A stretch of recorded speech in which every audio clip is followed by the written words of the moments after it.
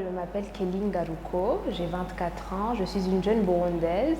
J'ai grandi, donc je suis née et j'ai grandi ici au Burundi. Et récemment, j'ai été élue Miss Burundi 2022.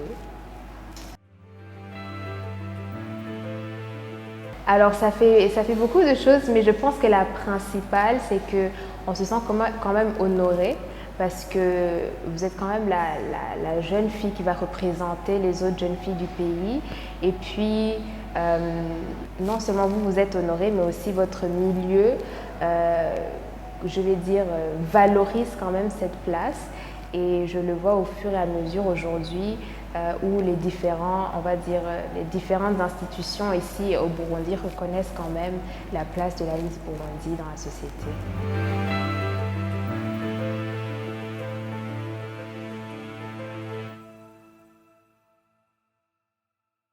Alors je pense qu'il y a deux phases à ça. Il y a la partie où on est encore en compétition et puis la partie où on porte cette couronne de Miss Burundi. Je pense que la partie où on est encore en compétition, ça vous apprend vraiment le courage, vous apprenez à vous exprimer devant les gens, vous apprenez à assumer votre philosophie, votre façon de penser, vos idées. Et puis, au moment où vous portez cette fois-ci la couronne, je pense qu'il y a beaucoup de choses à dire après.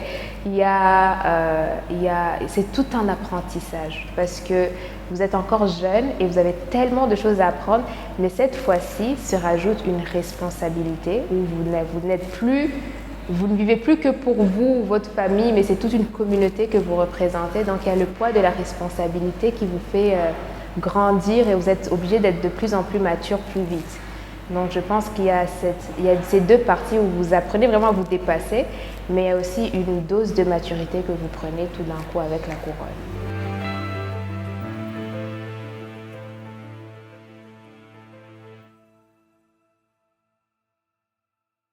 Okay, la question est en deux parties. Je pense qu'il y a le côté de l'expérience en soi, de la polémique, et puis ce qui en découle de ce que j'ai pu comprendre je dirais, le concept de beauté dans la communauté dans laquelle nous sommes ici au Burundi.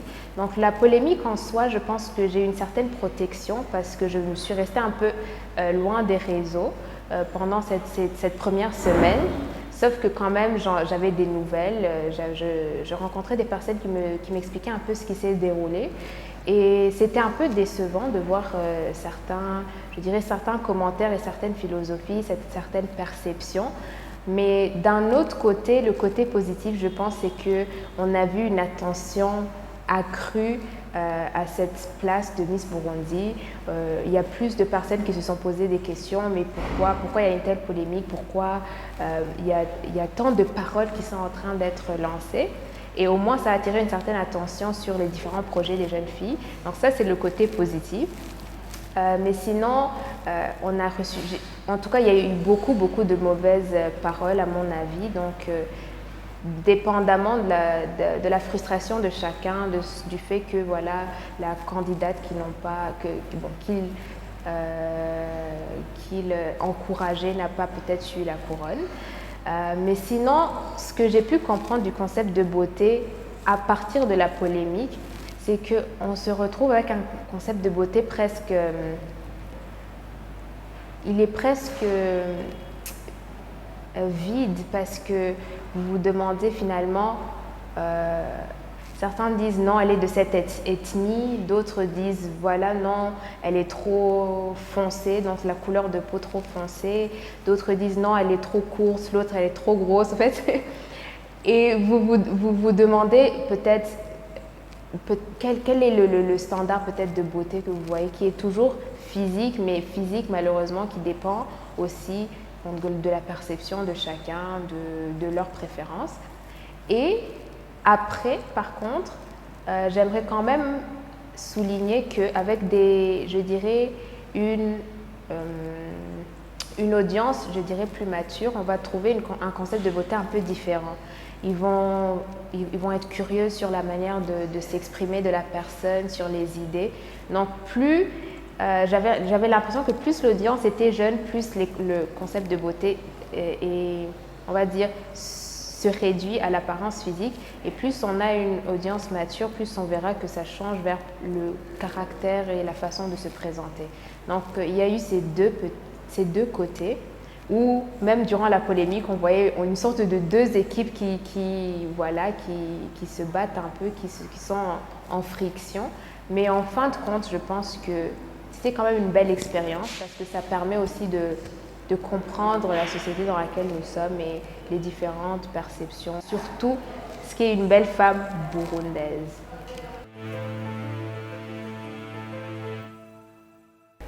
Je pense que la chose la plus dure pour moi personnellement, ça a été le côté médiatisé. Donc dès le jour de l'élection jusqu'au jour d'aujourd'hui, il y a ce côté médiatique, comme on reste une personnalité quand même assez médiatisée, où on doit toujours réfléchir à comment est-ce que les médias vont l'interpréter. Et il y a toujours cet appel des médias, nous avons des questions, et parfois, le côté médiatique aussi pour peut-être attirer plus d'audience, donc vont renvoyer un message un peu différent du message initial, ce qui fait qu'on garde quand même une certaine inquiétude de l'interprétation de certains actes, de certaines actions par le public en général, dû à cette pression médiatique qui se fait tout le temps pour vraiment engager le public à consommer les différents médias qui sont disponibles sur le terrain. Donc je dirais la chose la plus difficile, ça a été vraiment comment manager le côté médiatique du titre.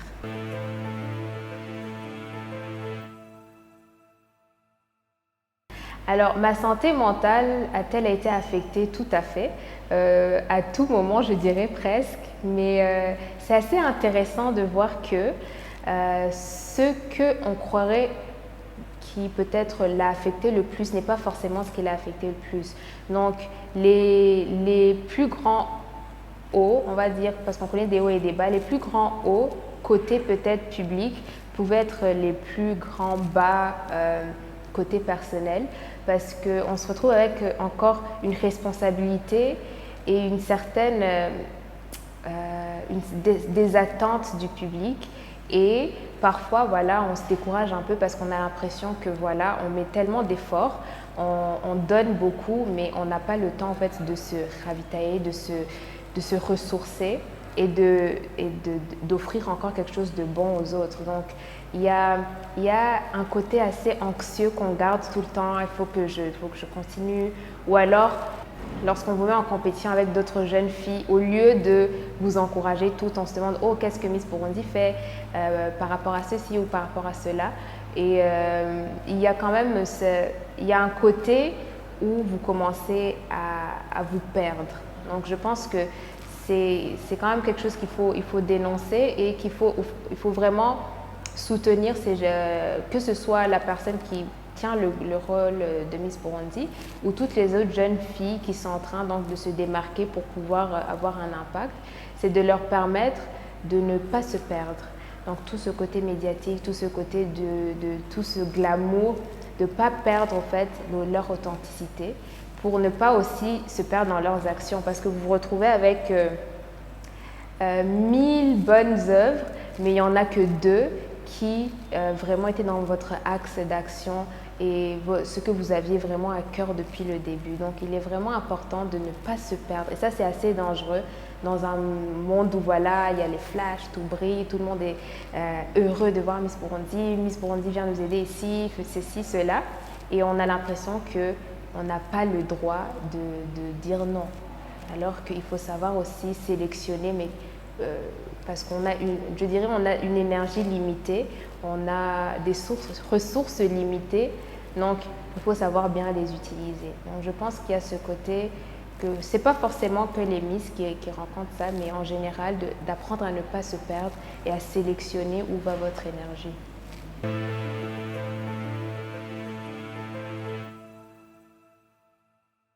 Je pense que le top du top, c'est la qualité des personnes que j'ai eu la chance de rencontrer. Donc depuis le début de l'aventure Miss Burundi, je rencontre des gens extraordinaires. Je vous dis de tout background, ils font des activités de toutes sortes, mais vous rencontrez en fait des personnes qui, vous-même, vous vous sentez challenge. Vous dites, mais au fait, j'ai pas d'excuses. Donc, vous rencontrez une diversité de personnes et je trouve que c'est très beau. C'est très beau. J'ai pas les mots, en fait. S'il fallait refaire, peu importe les polémiques qui se sont déroulées, s'il fallait refaire cette aventure, je la referais 1000 fois parce que vous rencontrez vraiment des personnes extraordinaires dans toutes les provinces du Burundi. Il y a des jours où même je pense que je prends quelques temps où je médite sur les différentes expériences que j'ai entendues, que ce soit à Gitega, que ce soit à Ngozi, partout, et vous vous rendez compte que voilà, il y a en fait le côté extraordinaire des gens, la grandeur des gens est vraiment partout. Donc je pense que c'est le plus fun et le plus le highlight, je dirais, vraiment d'être Miss, d'avoir un titre national.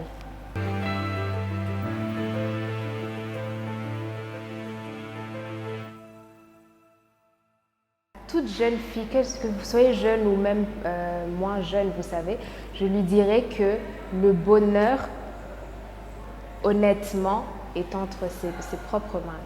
Le vrai bonheur et le vrai accomplissement de soi provient de soi-même. Donc, si vous voulez, par exemple, je vous donne un exemple simple, un avenir meilleur, il va falloir que tu deviennes meilleur. Il va falloir que tu apprennes à investir en toi, à t'éduquer, en fait, à devenir la personne qui vivrait je dirais, dans ta vision. Donc, apprends à devenir la personne que tu aurais aimé qui soit là pour t'inspirer. Donc, que ce soit dans ton quotidien, que ce soit dans les petites choses, que ce soit dans ta communauté, apprends à devenir la personne que tu aurais aimé voir en grandissant,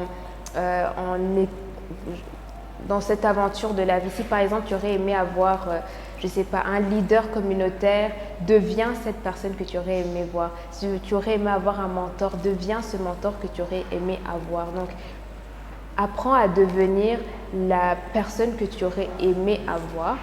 Et enfin, pour pouvoir aspirer à mieux, il va falloir que tu deviennes mieux. Donc, parce qu'il y a une phrase qu'on aime dire, on attire ce qu'on est, mais on dirait qu'elle est juste philosophique, mais c'est très vrai. Si vous voulez quelque chose de différent, il va falloir que vous deveniez différent. Donc, vous ne faites que attirer ou matérialiser ce que vous êtes déjà devenu. Donc, s'il fallait que j'inspire la jeune fille, peu importe ta vision, peu importe tes objectifs, peu importe ton image parfaite de ce que la vie a à te donner ou à t'amener ou à créer, il va falloir que tu deviennes cela avant de le voir se manifester. Donc, investis en toi. Tu veux devenir, je ne sais pas, tu veux créer un business prospère, deviens d'abord le business prospère. Toi-même, tu es d'abord ton premier investissement. Et ce n'est que, le reste ne sera que le fruit de ce que tu auras investi en toi-même. Donc, je pense que c'est le message clé que je dirais à chaque jeune fille, ou jeune ou pas, ou même jeune garçon, honnêtement. Apprends vraiment à investir en toi parce que tout ce que tu verras autour de toi sera le fruit de ce que de ce que tu seras devenu. Voilà. Donc, ne cherche pas d'abord à faire, cherche d'abord à devenir. Et puis ensuite, le reste se fera tout naturellement.